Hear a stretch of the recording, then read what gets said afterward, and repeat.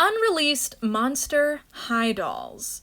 I'm sure I just caught your attention with that one. Everyone knows about the Monster High dolls that did release. There was over 500 anyway. Tons of G1 basics, exclusives, and just plain old retail dolls you could get anywhere. Back in its heyday, Monster High had a ton of releases, and to this day, they still continue to make some. I have a bunch of recent ones right behind me in the Boo Original Pre-Production collection. But what about the releases that never came to fruition? I've discussed this topic many times on my channel. Monster High, while not having that many releases we know of that were cancelled compared to like other doll lines like Bratzilla's and such, there are other lines like Bratz. Bratz has a ton of cancelled dolls. I should make a video about that someday, but I'm getting off topic. Monster High had some that were known of, and others that were repurposed into G2, like the Shriek Wrecked collection.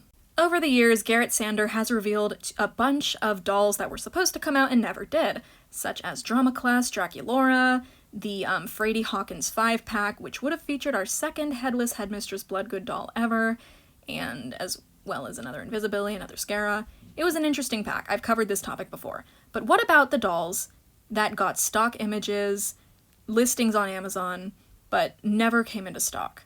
Today, I have one of those dolls for you. Good evening, Lizzie boys, and welcome back to my channel. Today, I'm going to be unboxing a very special package. This is something that I alluded to in my last video, in which I said I would have a very special video for you guys this week. That day is today. So, today I'm going to be unboxing a package that I bought from my friend who recently decided to sell off a bunch of his dolls. You guys might know what I'm talking about. I don't think I've alluded to this anywhere, so you probably don't. With that said, let's unbox the package. This package was by no means cheap and contains two dolls. One of them is just a retail doll, so I will show this one to you first before we get into the big kahuna. Is that a way people refer to big things? I don't fucking know. This is a Nefera. Here we have a Screamin' Sugar Nefera. You guys might think, Lizzie, didn't you have this doll? Yeah, I did, but I sold her because I committed to buy this one from my friend. She may look like generic, like just a basic Nefera, but her head is actually a sample. Her rooting is perfect, and she's also complete. My doll was not complete. I didn't have this piece, I didn't have her belt, I didn't have her thing here. I think I had her bracelet. All I had was her bracelet, her pants, and her top. I didn't even have her shoes. So, yeah, I bought this one from my friend. I'm happy to have her in my collection again, and I'm happy to have her in a complete state. But, of course, this is not the doll you guys are here for. This is just one that happened to also be in the box. We must admit she is a bit cunty, though. So now the reason you guys are here. The unreleased Monster High doll. Monster High G2, I know, you guys are disappointed it's not G1, forgive me. But Monster High G2 had 3 unreleased collections that we got to see stock photos of.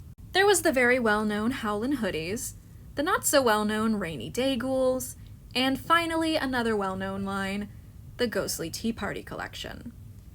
These dolls are, so far, some of the only ones that have ever surfaced in a complete state through secondhand selling sites such as Taobao, and that's it.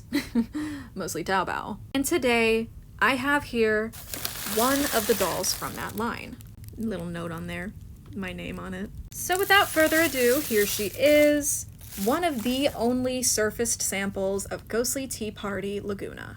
You know, not to toot my own horn here or anything, but I think this might be the only sample of this doll that has ever surfaced in a complete state. So, needless to say, I feel pretty lucky to have my hands on her. So this is Ghostly Tea Party Lagoona. As you guys know, I have actually never been the biggest Lagoona fan, but I have always really liked this doll. Every time I talk about this line on my channel, I think I've always said that I liked Lagoona. To be honest, I think it's a strong collection overall, and I do wish that these dolls had seen a release. It would have been cool if they did. By the way, the images on the bottom row are like prototypes, like earlier prototypes. That's why Lagoona has her skirt shorter, and Ari's hair is pink, instead of the purplish color that the final doll would have had. By the way, the only surfaced samples so far have been Claudine and Lagoona. I don't think a completed Ari has ever been put for sale anywhere, so somebody might privately own her, or she might just be totally gone. But yeah, a couple differences Lagoona has from the stock photos. Her skirt, I would say, looks a bit, like, darker. In the stock photos, no, in the stock photos it's darker. It looks a bit brighter then. The print is exactly the same. There's octopi and fish on there, and some flowers, and overall it just looks very nautical. It's very cute. Her hands are also in a different pose.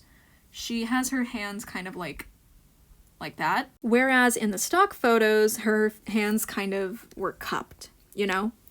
Another difference is that the stock photo Lagoona has orange joints in her arms. Mine has the standard joint color. I'm unsure if this doll was ever rebodied at any point, and also I think her skirt is on lower than it should be, because in the stock photos, the skirt is above the knee, and here it goes slightly below, covering her joints. So I think that might just be a styling thing. Another styling thing is her hair. I did actually see the original Taobao listing photos, and in those photos her hair is styled to this side, instead of the other side that they are on in the stock photo. I'm unsure why this was done. This doll's screening is very charming. I've come around to some of the G2 screenings over the years, Lagoona especially being one of those. I still think she looked cute in G2. She didn't change very much from G1. She's got some pink blush as well as some light pink light purple eyeshadow and light pink lipstick. Her shirt is pretty well made. For G2 standards, this line was really good. And her shoes, I believe, are a recolor of her shoes from the Monster Exchange collection. I recognize this big flower on the side as being from that doll. I was correct. So yeah, I don't have any additional accessories like her cupcake tray, but I do have the doll herself, and she is not wonky. When turned around, you can see that Lagoona has a small F written on her back. Her head sculpt reads 2008 Mattel, but it won't focus on that. So it's not like this is a new sculpt or anything. I do want to take her clothes off and examine her body, though, just to see if there's any differences from, like, a retail doll. I did notice that her fins are only painted on the front and not around the back, which I don't think is standard for G2 Lagoona. Check my retail doll here. Yeah, retail Lagoona always had both sides of her fins painted. This is my basic Lagoona, by the way. The text on the back of her body reads 2016 Mattel, which is to be expected from one of these later dolls. Obviously, they had a new body mold. Her knees are kind of like slightly detached here, like there's a bit of a gap there between the joint, which was not present in these. Oh no, it is present. You can see the gap there.